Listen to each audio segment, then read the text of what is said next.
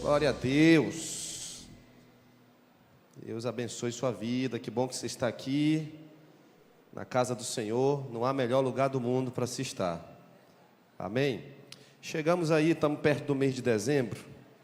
Queria só dar uma dicasinha para você e falar um pouquinho sobre nossa igreja. Nossa igreja não tem nada contra o Natal, tá, irmãos? Nada. Ao contrário, temos tudo a favor. Então, se você puder, quiser, pode colocar pisca-pisca na sua casa, montar sua árvore de Natal, chamar a criançada, comprar presente. Faça do jeito que você achar que deve fazer sobre o Natal, né? Nós somos muito a favor do Natal. Logo, logo, nossa igreja vai ter alguns adereços do Natal aqui, tá? Então, faça memórias, né? Celebre o que Deus tem te dado. Chegando perto aí do fim do ano, é um tempo da gente contar as nossas bênçãos, celebrar, né? Colocar diante de Deus.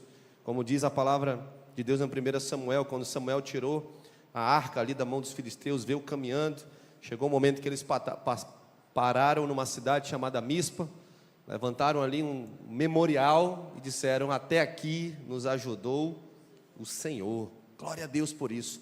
E ao passar por aquele memorial, as pessoas se lembravam do que Deus tinha feito, dos feitos do Senhor.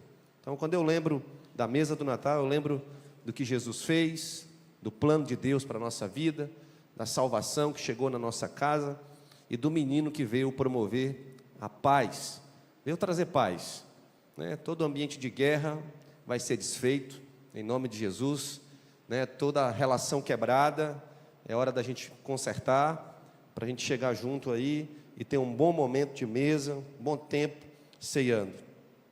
Glória a Deus por isso. Na semana retrasada, irmãos, eu tive trazendo uma mensagem aqui. O tema dela era Vinde a mim. E eu parei em Marcos capítulo 1, verso 14. A gente leu o 14, o 15. Parei no 17, quero continuar a partir de onde nós paramos semana retrasada.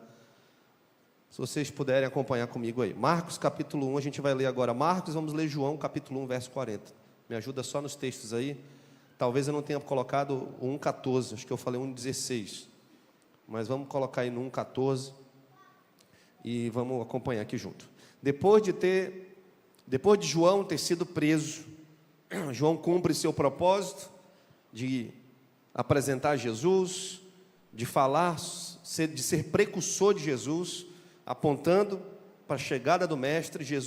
João vê Jesus passando, olha e diz: eis o Cordeiro de Deus que tira o pecado do mundo. É Ele, é por Ele que a gente está gastando nossa vida, né? João fala: é por Ele que eu vou morrer, é por Ele que eu vou gastar minha vida. E Ele é preso, e depois que Ele é preso, Jesus sai daquela região de Nazaré, onde Ele começou o seu ministério, onde Ele começa falando, e Ele vai até uma região chamada Galileia, onde Ele começa a pregar o evangelho do reino de Deus, o evangelho do reino. E no verso 15 diz que Ele falava assim: o tempo está cumprido, o reino de Deus está próximo, né? Arrependei-vos, porque é chegado o reino de Deus. Crede no evangelho, crede nas minhas palavras, Jesus falava. E no verso 16, após lançar essas palavras, Jesus está ali caminhando no mar, caminhando na praia, né, naquela região do lago de Genezaré, do mar da Galileia. Ele está caminhando ali e ele vê alguns homens pescando, né? Alguns dizem que ele estava caminhando, outras informações nos chegam que ele estava ensinando já algumas pessoas ali no barco. Mas fato é que nesse momento onde há esse chamado, um tempo antes de haver esse chamado de Simão, de Pedro, de João e Tiago, Jesus, ele está ensinando. Isso é narrado em outro evangelho. E Pedro tinha tentado pescar a noite toda, aquela turma ali estava pescando e não conseguiu pescar peixe algum. Eles estavam desesperados porque eles estavam precisando pegar aqueles peixes, vender aqueles peixes, eles estavam precisando resolver problemas, né? Havia um momento de dificuldade ali, e eles chegam de uma noite de pesca mal sucedida e encontram Jesus na praia ensinando, frustrados, cabisbaixos, desanimados. E Jesus fala para eles: vocês estão aí tristes, mas eu quero falar para vocês. Tem milagre aqui na minha vida, né? Tem milagre. Pode lançar a rede aí. Lança aí do lado do barco mesmo. Pedro olha para ele assim: rapaz, sabe o que é? Eu pesquei a noite toda, como é que eu vou lançar a rede aqui na beira na beira da praia? Não tem peixe nos principais lugares que a gente passou, vai ter peixe aqui, mas sobre a tua palavra, Jesus, eu vou lançar as redes.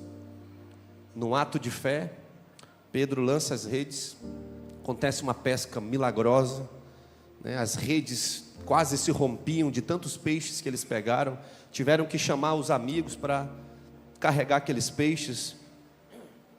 E nesse momento que acontece esse milagre, Jesus chama esse homem chamado Pedro, que não era Pedro o nome dele era Simão.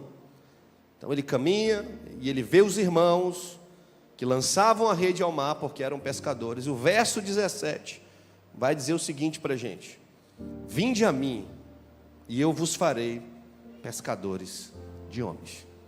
Proposta de Jesus para esses homens, ao vê-los, já é uma proposta de impacto. Augusto Cury, num livro chamado Os Sonhos de Deus, ele diz que Jesus talvez tenha sido o maior vendedor de sonhos da história.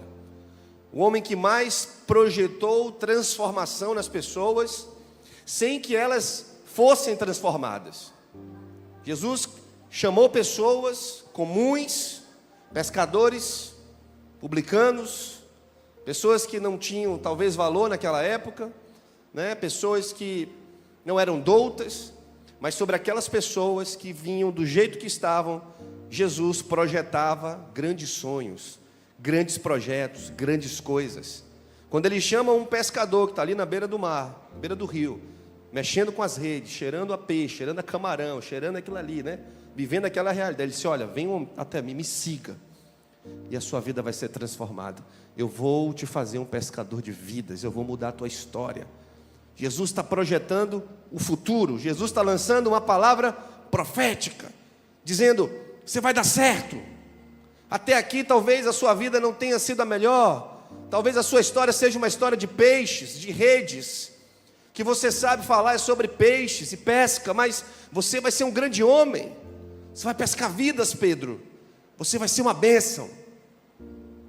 Eu lembro que quando eu cheguei na casa do Senhor, cheguei aos 19 anos, e por muito me envolver na igreja, as pessoas falavam isso para mim: você vai ser uma bênção, menino, você vai dar certo, você vai um dia estar pregando a palavra. As pessoas falavam isso, lançavam palavras, lançavam sementes dos céus na minha vida. Muitas pessoas fizeram isso. Dentre todas, a minha mãe é a que mais fez, que mais orou, que mais jejuou, né? E eu lembro que na primeira mensagem que eu preguei, foi numa mensagem que eu preguei por conta dela. Ela pediu para eu ir pregar para um grupo de mulheres da igreja que oravam, né? E mal eu sabia que aquela turma toda lá, eram umas 70 senhoras, e elas estavam orando pela minha vida já há muito tempo, né? Eu era resultado das orações das irmãs, e eu cheguei para pregar, falando exatamente sobre a fé, uma palavra de fé que é lançada sobre alguém que ainda está deformado, ainda está sem forma, como era o mundo antes, sem forma e vazio, mas que quando o Espírito Santo paira sobre as águas, a palavra de Deus diz: haja luz e houve luz, e as coisas foram se transformando. Assim foi na minha vida lá atrás, e assim foi na vida desses meninos. Eram meninos aqui, Joãozinho de 14, 15 anos, Pedro mais velho, Tiago, André, meninos, mas que Jesus olhou e disse: vão dar certo, esses meninos vão ser uma bênção, eles vão pregar, eles vão andar sobre as águas, eles vão profetizar, eles vão curar em meu nome. Jesus, Ele chama a cada um de nós do jeito que estamos. Jesus não nos chama numa perspectiva de que somos bons, de que somos, sabe, os caras, e assim seremos selecionados pelo Senhor por sermos os melhores. Não, Jesus chama justamente aqueles que ninguém acredita que vão dar certo. Ele chama, Ele diz: vinde a mim, venham. Como é que vocês estão? Estamos fedendo a peixe, Acabamos de pescar a noite toda, a gente entende de rede, Jesus. A gente entende de malhadeira, de tarrafa, a gente entende de anzol. Venham do jeito que vocês estão, mas Senhor, minha vida está quebrada, meu casamento está ruim, minha vida está com problema, eu tenho problema com meus filhos, eu tenho problema com a minha família. Venham do jeito que você está. Jesus chamou Davi pequenininho, pastor de ovelhas, um menino que cuidava das ovelhas do pai. A sociedade da época estava para ungir o novo rei. Samuel foi chamado por Deus para ungir o novo rei de Israel. Chegando na casa de Jessé, Jessé traz os seus melhores filhos, e todos eles são reprovados por Deus. E Deus fala uma palavra das mais emblemáticas da Bíblia: eu não olho o exterior, eu olho o que está por trás, Samuel. Tu está querendo escolher conforme o que tu está vendo, mas eu olho o íntimo. Olho o íntimo. Não é nenhum desses. Tem mais ninguém aqui? E mando chamar. Não, tem um menino que está lá no campo. Está lá, está fazendo a obra do pai. Manda chamar ele. E Deus tira Davi de trás das malhadas e o chama do jeito que estava, pequeno ainda, sem forma. Jesus entra na casa do homem chamado Zaqueu, que era um publicano, que devia pessoas, mas não por dever, mas por ter enganado, por ter usurpado. Um homem que na época era considerado mau à sociedade. Zaqueu chama a atenção de Jesus, e Jesus olha para Zaqueu na árvore, e Zaqueu é reconhecido por Deus naquele momento, do jeito que estava. E o Senhor pergunta: posso entrar na tua casa? Posso ir à tua casa, Zaqueu?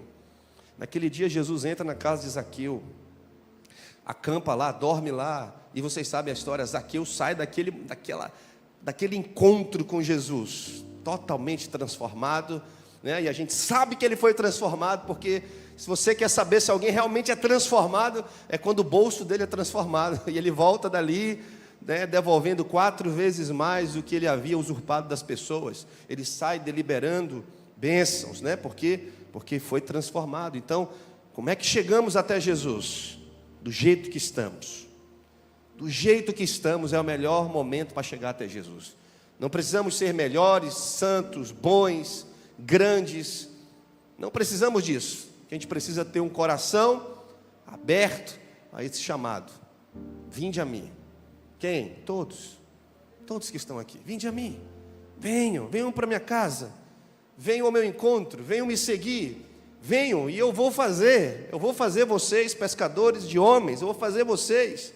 E Jesus, nesse mesmo encontro, ele fala algo interessante para Simão em especial, que é o tema da nossa mensagem de hoje, é sobre Simão. Em João capítulo 1, verso 40, Jesus fala algo especial para Simão. Vamos ler aqui junto.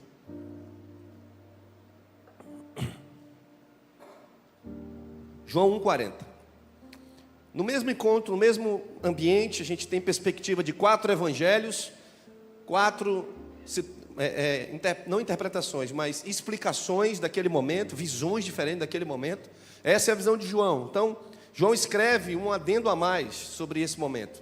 E ele diz o seguinte: era André, o irmão de Simão Pedro, um dos que tinham ouvido o testemunho lá de João. Eles primeiro tinham ouvido João, e depois passaram a seguir Jesus. Verso 41 diz assim: e achou primeiro seu próprio irmão Simão, a quem disse: achamos o Messias. Isso era André, falando para Simão. Achamos o Messias, que quer dizer Cristo. Quem apresenta Jesus para Simão é o irmão dele, o André.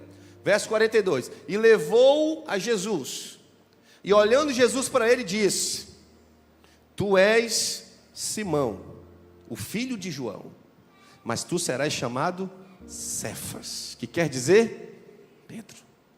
Olhe bem o que Jesus fala para esse homem: hoje tu és Simão, mas tu serás chamado Cefas. O que vai acontecer contigo é algo diferente, que vai definir até o teu nome. Simão, em algumas interpretações, diziam que era considerada uma daquelas árvores que mexia muito, como se fosse um bambu, que ia para um lado e para o outro. Aquelas árvores que eram como varas, que em uma interpretação boa dessas árvores, elas são resilientes mesmo. O vento sopra, elas não quebram. Mas, elas não são tão estáveis. São árvores inconstantes, árvores que ora tendem para um lado, ora tendem para o outro, de acordo com o vento. De acordo com o vento. E eu creio, irmãos, que os nomes na Bíblia, eles têm muito significado. Tem um peso muito grande. Simão era exatamente isso.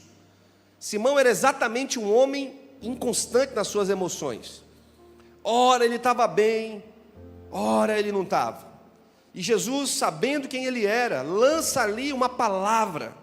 Olha, tu és Simão hoje. É isso que tu és hoje. Tu chegou até mim como Simão. Mas tu vais ser Cefas, rocha. Nós somos Simão. Chegamos até Jesus do jeito que estamos. Inconstantes, errando bastante, querendo desistir, do que Deus propôs para nós.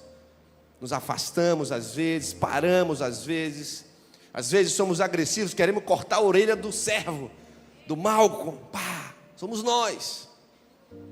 Mas um dia seremos rocha de estabilidade, rocha de permanência, rocha de força. As muitas águas batem nas rochas e elas permanecem firmes. Esses seremos nós, firmados na rocha do Senhor. Amém, queridos? Você pode aplaudir o Senhor? Aleluia! Os homens, quando foram escolher aonde botar os faróis, eles botavam em rochas, Alex, porque não quebra, sustenta os faróis. Então lá na Inglaterra antiga, de milhares de faróis em volta daquela ilha.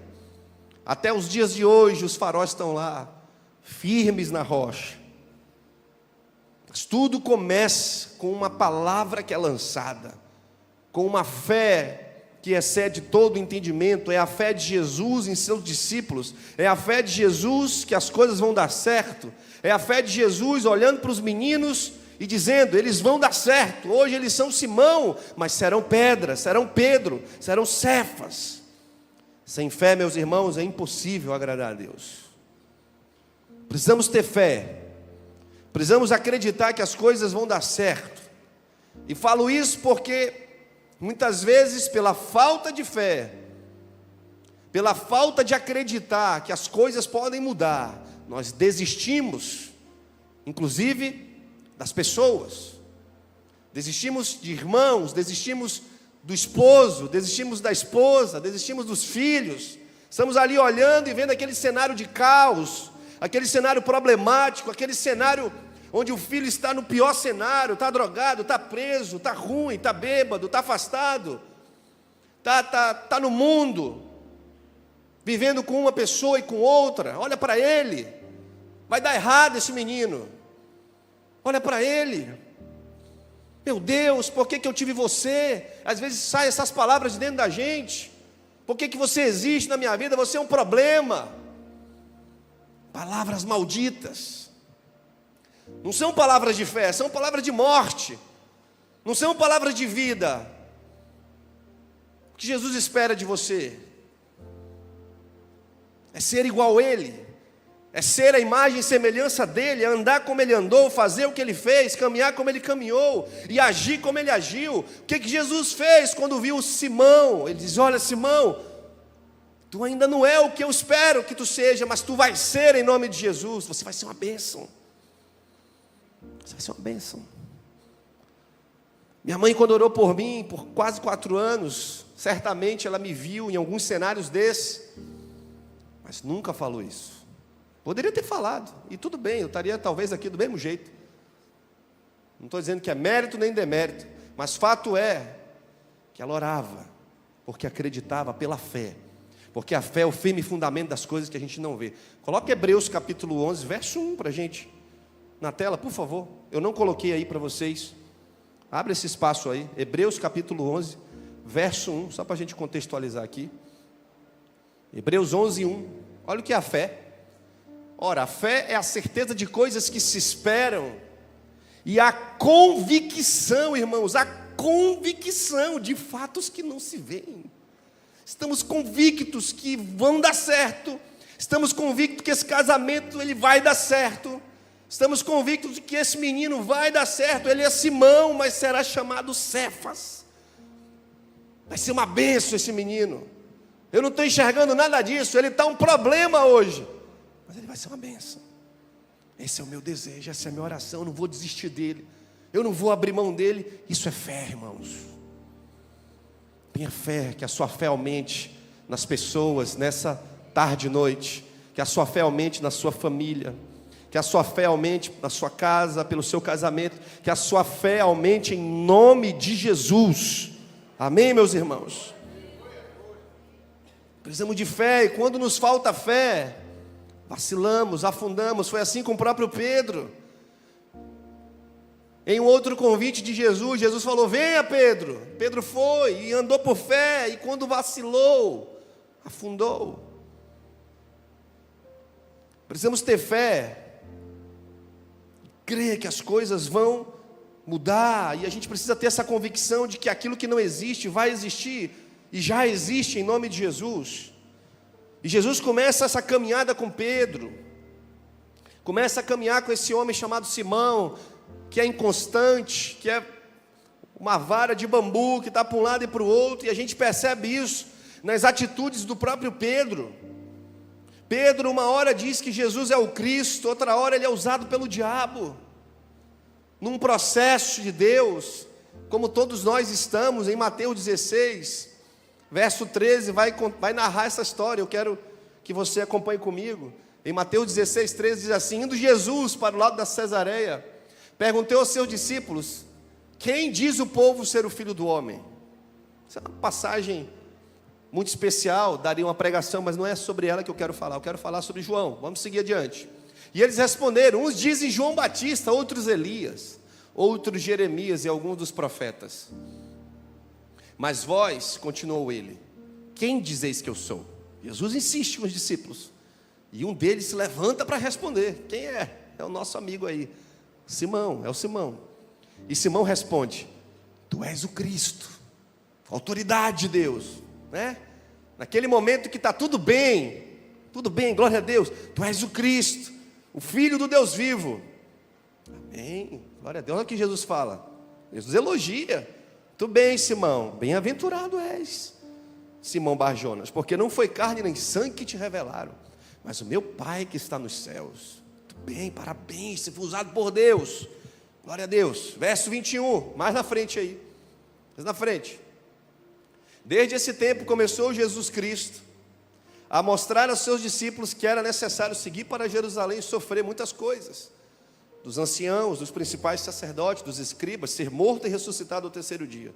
Verso 22, e Pedro, agora no mesmo cenário, Pedro chama Jesus no canto e começa a reprovar Jesus, dizendo: tem compaixão de ti, Senhor, de modo algum isso vai te acontecer. Não vai não, não vai para a cruz não. Aí olha só, o mesmo Jesus que ainda agora prova Pedro, agora larga-lhe uma paulada na cabeça dele. Vai adiante aí. Mas Jesus voltando diz: arreda-te de mim, Satanás, tu és pedra de tropeço, porque não cogita das coisas de Deus, e sim da dos homens. No processo a gente é chamado do jeito que a gente está, mas no processo seremos transformados, no processo receberemos correção. Verdade que essa inconstância está na nossa vida. Às vezes a gente está bem, outra hora a gente está mal. Às vezes a gente está com Deus, outra hora a gente não quer Deus. Às vezes a gente está na igreja, outra hora a gente quer fugir da igreja. Ora a gente está cheio do Espírito Santo, falando em nome de Jesus. Daqui a pouco a gente é usado pelo diabo, irmão, para atingir um irmão, para atingir a mãe, para atingir a família, para atingir o pastor, para atingir o filho do pastor, para atingir os irmãos. A gente é usado. Até o pastor é usado, irmão. Acha que não? Que pastor não é usado pelo diabo? Tem um bocado aí que é usado pelo diabo. Eu oro todo dia para eu não ser, né? Senhor, me livra dessa. Mas certamente, irmãos, hora ou outra, eu caio, eu vacilo, não sou perfeito. Estamos buscando, mas em Cristo Jesus a gente vai entrar nesse processo. E a gente precisa ter cuidado com essa inconstância. A gente não pode ser inconstante demais, porque apesar de estarmos nesse processo, pouco a pouco temos que fugir dessa inconstância. Deus não nos quer inconstantes. Deus não nos quer variando muito. Deus não nos quer nesse modo, ao contrário, Ele repreende isso. Disse, olha, para com isso, Pedro. Para com isso. Isso não é de Deus para a tua vida. Momento de correção. Porque a inconstância é um problema. Nos faz parar, nos faz olhar para trás, nos faz querer desistir. E a inconstância de Pedro vai levar ele ao pior cenário que ele vai passar mais adiante. Em Tiago diz que o homem de ânimo dobre é um homem que perde a fé. O homem que varia muito, ele vai perdendo a fé aos poucos. Ora ele está lá como as ondas do mar, e ele cai. De pouca substância, de pouca firmeza, de pouco peso. O Senhor Jesus, olhando para Pedro, em Lucas 22, nesse mesmo cenário aí, agora falado por outro evangelista, que é Lucas, no versículo 31, ele fala o seguinte para Pedro: Simão, Simão, eis que Satanás vos reclamou, para vos peneirar como trigo. Satanás pediu a cabeça de Pedro. Porém eu roguei por ti, para que a tua fé não desfaleça. Tu, pois, quando te converteres, fortalece teus irmãos. Queridos, a minha oração é para eu ter Jesus, um Jesus desse para orar por mim. Essa é a primeira oração que eu faço. Quando eu vacilar, aparecer um cara desse, vai dizer assim: olha, Bruno, Satanás pediu a tua cabeça, mas eu orei por ti. Quando tu te converteres, serás uma benção. Olha para o seu irmão, diga assim para ele: quando você se converter, você vai ser uma benção, irmão. Ah, pastor, mas eu sou convertido já. Mas a gente precisa se converter todo dia. Todo dia a gente precisa desse toque do Senhor na nossa vida. Eu não sei, querido, por quem você está intercedendo. Se você tem alguém na sua vida que você intercede. Se você ora por alguém. Se você espera que alguém seja transformado. Talvez essa pessoa que você pense e ora seja uma pessoa muito difícil. Muito difícil. Pastor, eu olho para aquilo ali, o cenário é caótico. Para mim não tem jeito. Pois é, sempre tem jeito. E eu quero dizer o seguinte, quero dar uma palavra profética: aonde abundou o pecado, superabundará a graça do Senhor sobre essa vida que você intercede. Amém? Pode aplaudir a Jesus. Glória a Deus. Quando a gente se converter, vai ser uma bênção e vai acontecer.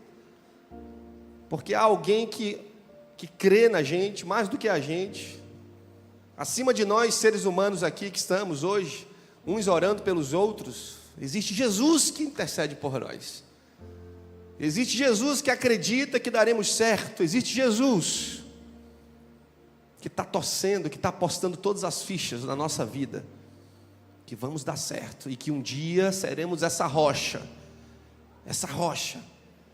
Quando ele fala para Pedro, ele diz: olha, o que tu vai ligar na terra, Pedro, será ligado nos céus. O que tu desligares na terra será desligado no céu. Tu serás uma rocha. Fortalece a fé dos teus irmãos quando tu te converter. Tu vai ser uma bênção. Sabe, irmãos, às vezes a gente olha para trás, a gente desiste, a gente recua. Mas por que parar agora? Por que parar agora? Ah, pastor, porque está pesado, está difícil. Eu sei que às vezes o peso quer fazer a gente parar.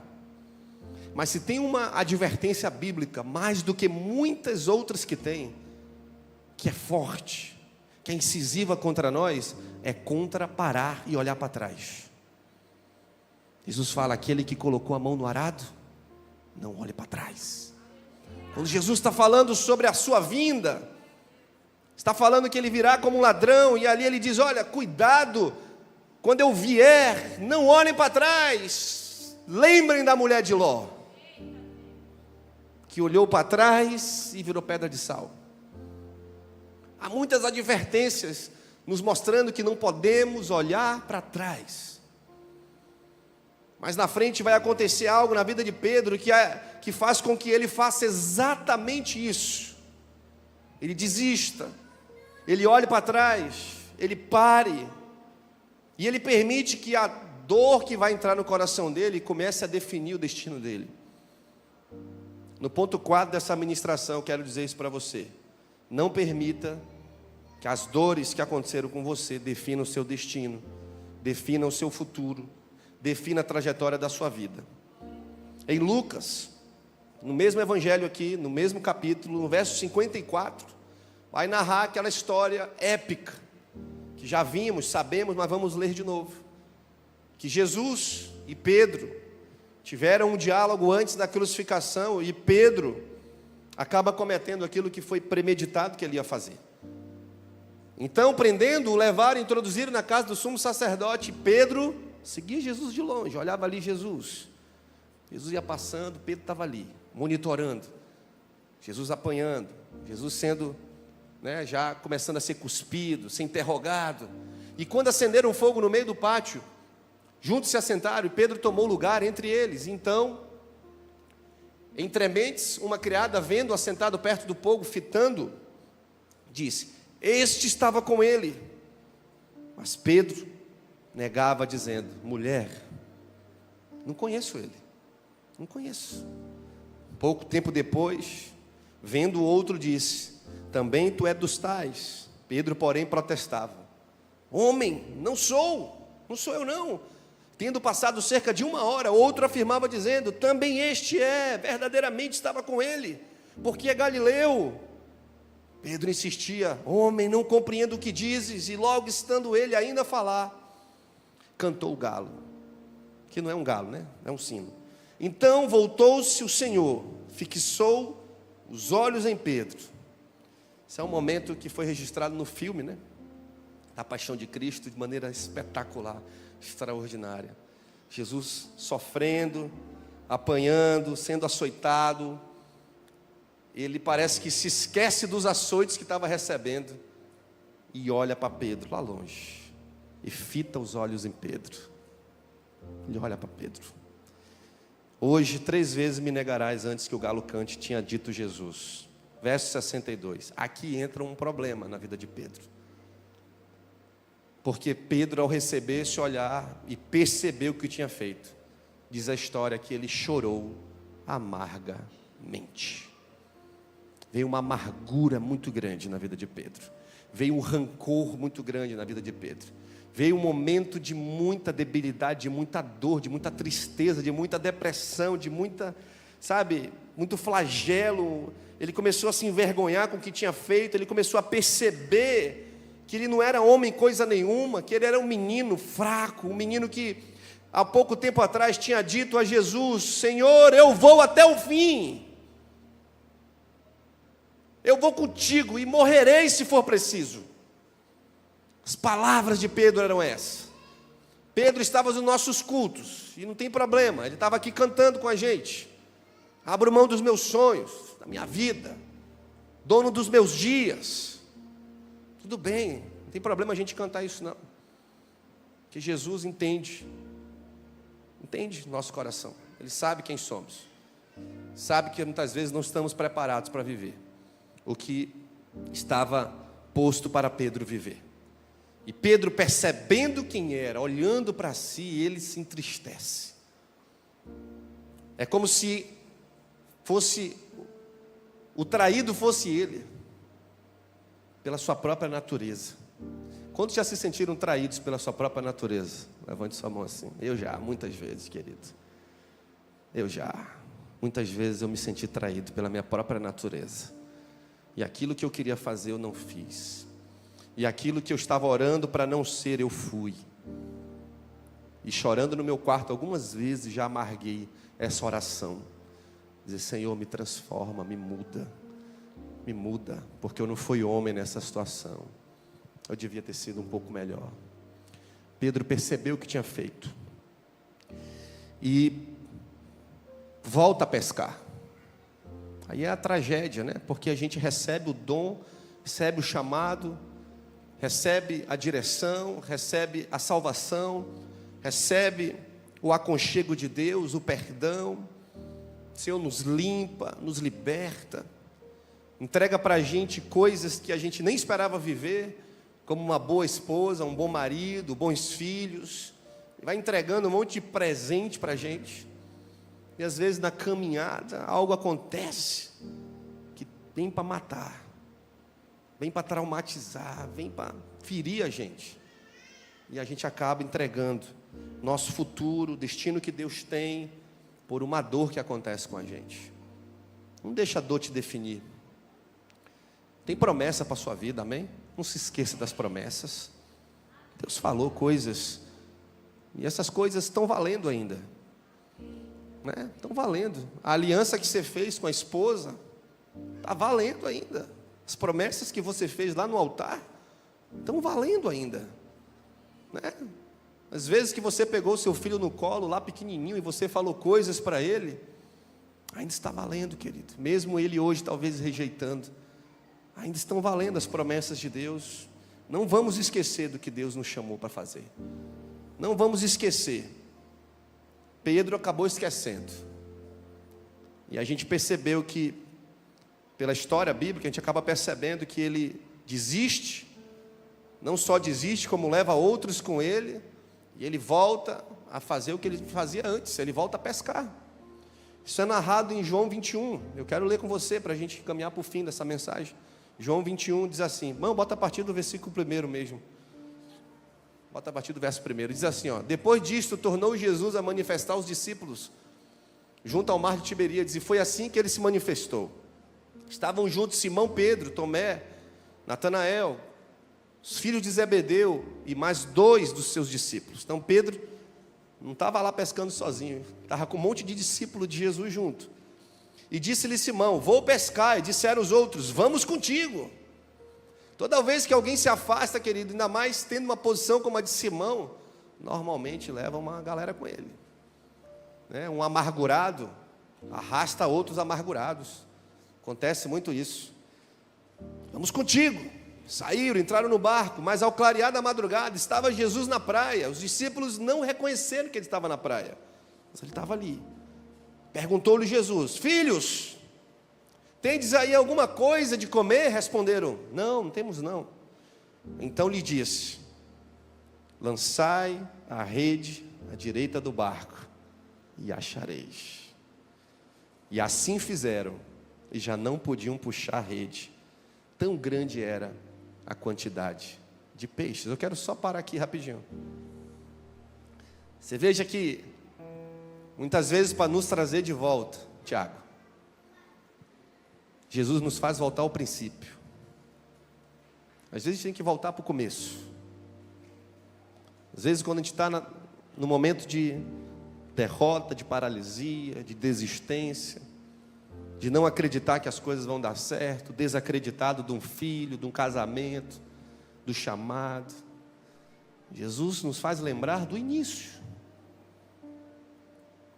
Eu sempre digo, não despreze as pequenas coisas e os pequenos começos. Lembra-te do começo. Lembra do dia que você recebeu Jesus. Lembra do dia que você veio à frente orar. Lembra do dia que Ele te deu coisas. Lembra, e Ele pode fazer tudo de novo. Ele pode fazer tudo de novo se Ele quiser. Jesus está provando aos discípulos aqui que o começo foi feito uma grande pescaria. E agora, para resgatar eles de volta, Jesus prova de novo. Pode lançar a rede de novo. Pode voltar ao começo de tudo. E lembrem-se do que eu fiz e do que eu continuo fazendo. E eles começaram a lançar. E assim reconheceram ele. Olha aí, verso 7. Então lançai a rede à direita e achareis. E assim fizeram, já não podiam puxar. Pode passar o verso 7. Aquele discípulo a quem Jesus amava disse a Pedro, João, né? É o Senhor. Só Ele pode dar uma palavra dessa para a gente lançar a rede, pegar tantos peixes. É Ele. Simão olhou de longe, ouvindo que era o Senhor, né? Estava tão maluco que ele estava nuzão lá no meio, ó, cingiu-se, pegou a veste, botou a roupa, pá, pulou na água. Impetuoso Pedro, nem esperou o barco chegar na praia, ele pulou. Mas os outros discípulos vieram no barquinho puxando a rede com peixes, porque não estavam distantes da terra, senão 200 côvados. Verso 9. Ao saltar em terra, viram ali brasas, peixe e pão. Quero te fazer uma proposta nessa ministração. Quando você for atrás do perdido, do seu filho caído, do seu esposo afastado, não coloca uma arma na cabeça dele, nem uma lança contra ele. Liga o fogo, assa um peixe, coloca o pão na mesa e chama ele. Amém? Quantos pegaram? Amém?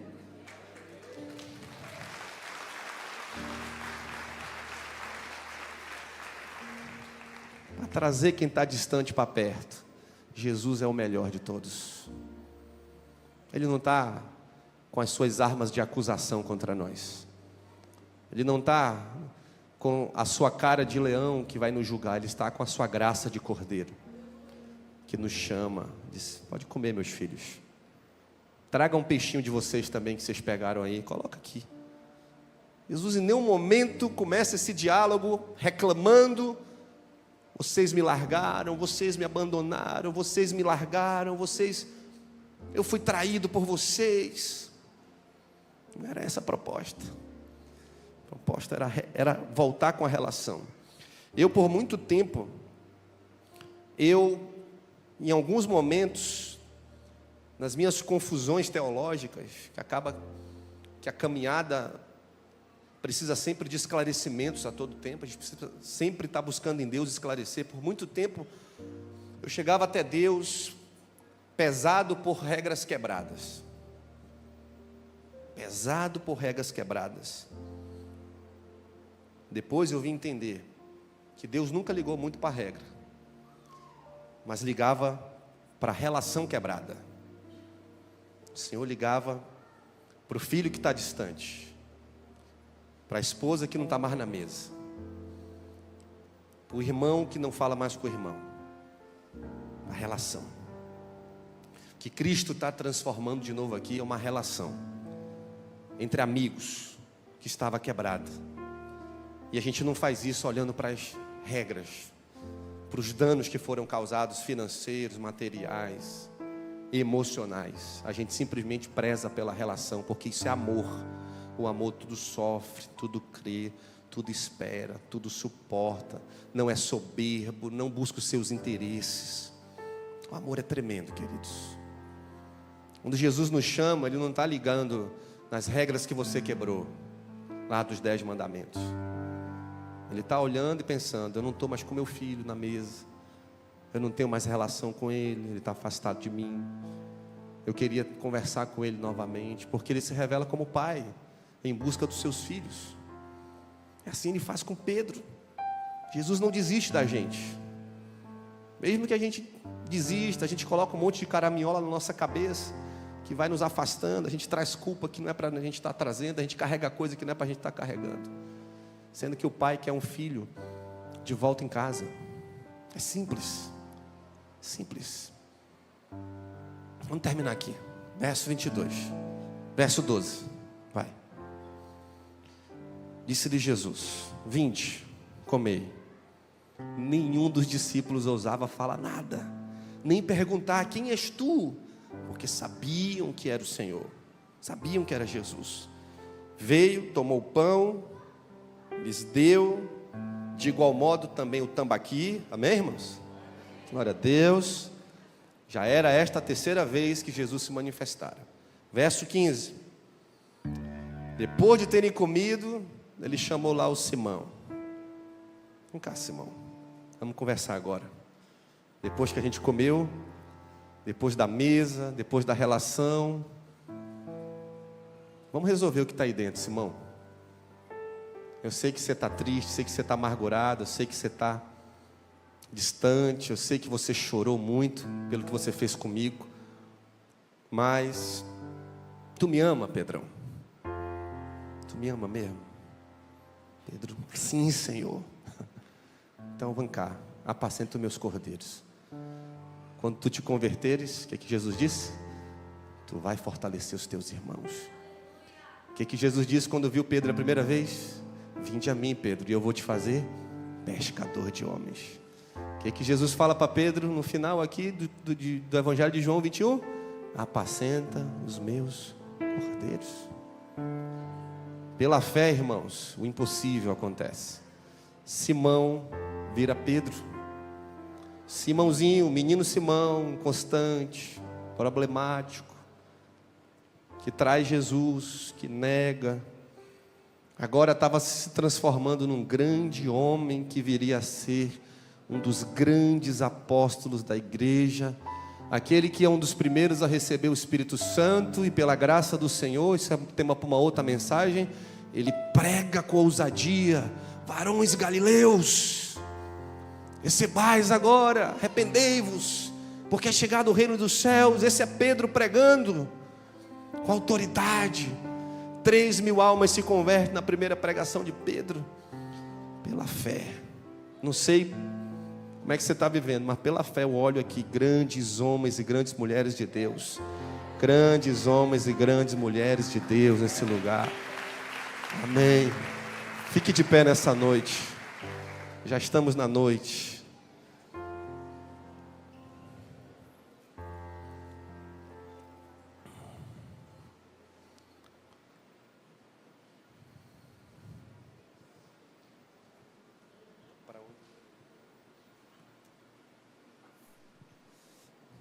Meus irmãos, não deixa a dor que aconteceu com você definir a sua trajetória. Não deixa isso acontecer com você. Não deixa o passado definir o teu futuro. Não fica preso lá atrás. O Senhor tem coisas adiante para você, coisas maiores e melhores. Não desista de pessoas que Ele te chamou para orar, para interceder, para acreditar. Não desista do casamento que Ele te deu. Se possível, volte a esse dia. Se lembre do começo de tudo, onde tudo começou, para você se lembrar das promessas que você fez, do que você ainda tem para fazer. O Senhor te chama hoje. Quero fazer esse convite de você vir aqui à frente comigo orar. Se você tem sonhos que se perderam, coisas que aconteceram que fizeram você, de repente, voltar a pescar como Pedro, não necessariamente se desviar nem nada, mas você cansou, você largou, você parou, você está aí, e alguma coisa te paralisou, e hoje é uma tarde da gente vir aos pés do Senhor, para que Ele lance a palavra dEle sobre nós, para que Ele lance o poder dEle sobre nós, que venhamos a cumprir o nosso propósito, o nosso chamado. Todas as coisas estão cooperando para o bem daqueles que amam a Deus, e você vai seguir esse propósito nessa terra. Quero orar por você. Se você quiser, pode vir aqui à frente nessa